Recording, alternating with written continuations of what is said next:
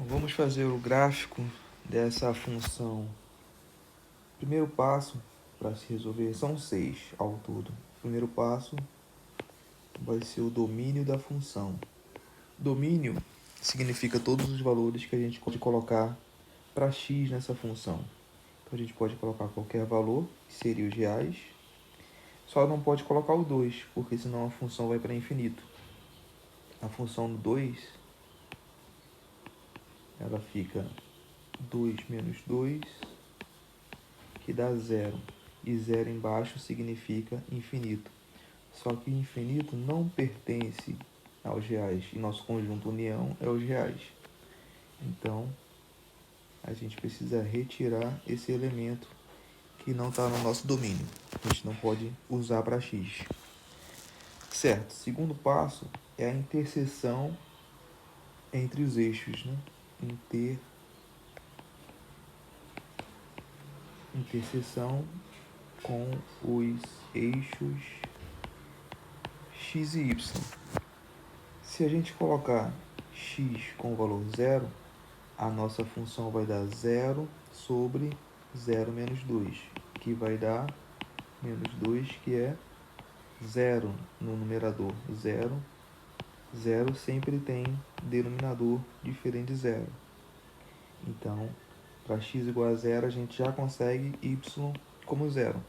Então, temos esse ponto de interseção entre os eixos.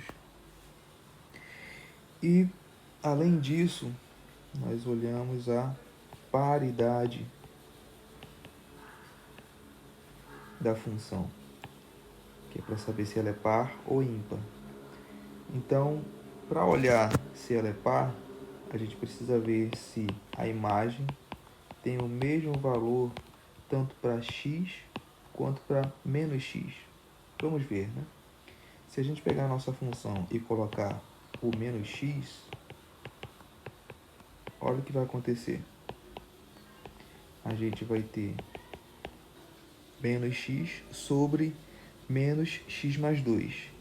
E aí, esse menos com menos fica mais. E essa função é diferente da nossa função original, né? Então, ela não é par. E a gente pode observar que a nossa função ela não é ímpar. Né? Não é ímpar. Por quê? Porque ela vai ter valor x sobre x mais 2, quando a gente trocar por menos x, e vai ter esse adicional menos aqui, né? Só que ela continua sendo diferente da nossa função original. Portanto, ela também não é ímpar. Então, não é par nem é ímpar. Significa que ela não tem reflexão, né, sobre o eixo y e nem sobre o eixo y rebatido, né, na função ímpar.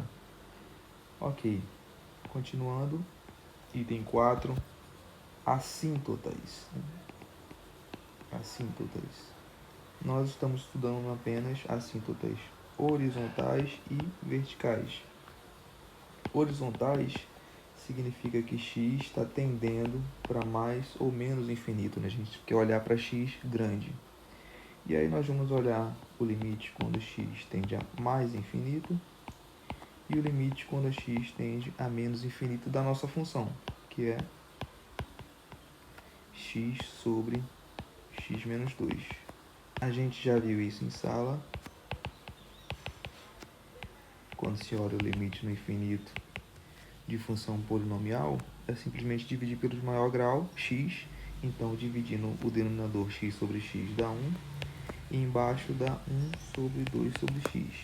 1 sobre 2 sobre x.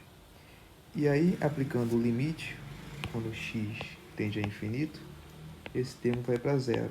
Então, fica 1 sobre 1, nos dois casos. A gente vai ver que um é 1 mais e o outro é 1 menos.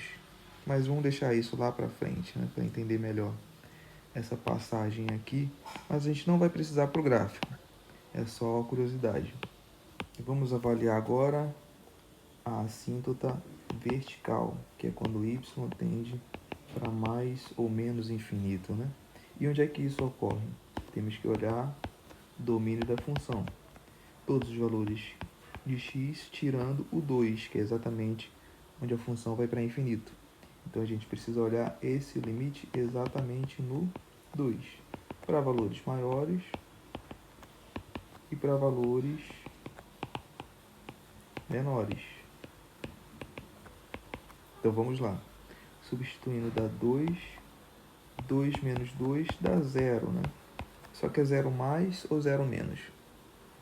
0 mais, porque a gente está pegando valores maiores que o 2. Então, por exemplo, 2,1 menos 2 dá mais 0,1. 0 positivo, né? Perto de 0 por valores positivos. Mesma coisa embaixo, então 0 menos, porque a gente está pegando valores menores que o 2. Por exemplo, 1,9 menos 2 dá menos 0,1, se aproximando por valores negativos. Então, 0 menos. E aí dá menos infinito e aqui dá mais infinito. Ok, quarto passo resolvido. Quinto passo é o teste da derivada, né? Teste CD, crescente e decrescente. Primeiro precisamos derivar a nossa função. Derivada é a regra do quociente. Deriva de cima, a de cima, mantém a de baixo. Menos, agora mantém a de cima, deriva a de baixo. Derivada de constante é 0. Derivada de x em relação a x é 1. Reescreve o denominador. Então, isso me diz que a derivada é x, a derivada é x menos 2 menos x sobre x menos 2 quadrado. Então, dá menos 2 sobre x menos 2 quadrado. Portanto, o denominador é sempre positivo, porque está elevado ao quadrado, só que tem esse sinal de menos aqui. Então, a minha derivada dá sempre negativa. Se ela dá negativa, ela é decrescente, né? Só decresce. Ok. Para qualquer valor de x que a gente tomar no domínio da função, né? Então, você observa que, em particular, não dá zero aqui, né? Porque o x igual a 2 não está na nossa função. Ok, vamos para a última parte, que é a concavidade. A gente precisa derivar uma segunda vez a nossa função. Então, a gente já tem a nossa derivada como menos 2 sobre x menos 2 elevado ao quadrado. Essa é a nossa primeira derivada. Vamos fazer a segunda derivada, né? A nossa segunda derivada, a gente deriva o numerador, então dá 0, aí mantém o de baixo, então 0 essa parte, menos, mantém a de cima e deriva a de baixo. Regra da cadeia, né? Dá 2x menos 2. 2 menos 1 dá 1. Sobre x menos 2 quadrado. Só que a gente precisa elevar, né, no teste, regra do quociente, ao quadrado. Então, fica ao quadrado. Então, a derivada segunda dá menos com menos mais 4 x menos 2 sobre x menos 2 a quarta, que dá 4, cancelando, x menos 2 ao cubo. Então, você observa que a derivada segunda, ela vai ter valor positivo, se somente se esse termo aqui for positivo, porque está elevado ao cubo, é ímpar, né? Então, aqui vai precisar ser positivo, já que aqui em cima é positivo, para que a derivada segunda dê positivo. X menos 2 tem que ser positivo. Isso só ocorre se x for maior que 2. E a derivada negativa vai ser quando x menos 2 for negativo. Então, x tem que ser menor que 2. Derivada segunda positiva, com cavidade para cima, né? Derivada segunda negativa, com cavidade para baixo. Bom, temos todos os passos para montar o nosso gráfico. Então, eu sempre falo em relação ao domínio, né? A gente sempre substitui o valor problemático no domínio, que no caso é o 2. O efeito que tem nisso, né, que você perde a conexidade na reta, é que a sua função vai ser de um jeito aqui e de outro aqui. Ele divide em duas regiões. Tá. Agora, para valores longe, né, do x, tanto para cá quanto para cá, mais infinito ou menos infinito, a função tende para 1, né? Tende para 1. Ok. Para valores maiores que 2, a função vai para mais infinito, né? Vou fazer em vermelho, vai para mais infinito. Para valores menores que o 2, vai para menos infinito, né? E a gente tem um ponto de interseção no nosso eixo y e x, né? Que é no 0. Ok, apenas esse, né? Não tem outras raízes. A função.